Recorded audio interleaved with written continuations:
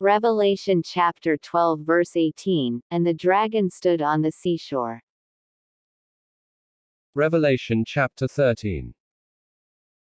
Then I saw a beast coming up out of the sea. It had 10 horns and 7 heads.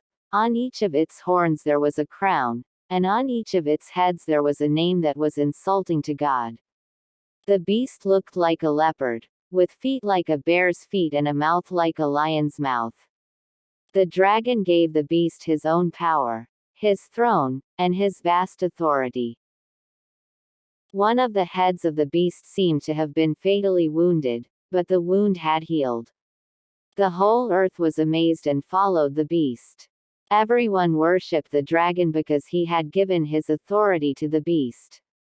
They worshipped the beast also, saying, "Who is like the beast? Who can fight against it?"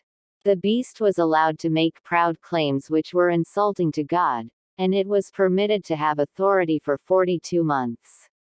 It began to curse God, his name, the place where he lives, and all those who live in heaven. It was allowed to fight against God's people and to defeat them, and it was given authority over every tribe, nation, language, and race. All people living on earth will worship it, except those whose names were written before the creation of the world in the book of the living which belongs to the Lamb that was killed. Listen, then, if you have ears. Whoever is meant to be captured will surely be captured. Whoever is meant to be killed by the sword will surely be killed by the sword. This calls for endurance and faith on the part of God's people. God's people listen to this verse. Whoever is meant to be captured will surely be captured. Whoever is meant to be killed by the sword will surely be killed by the sword. This calls for endurance and faith on the part of God's people.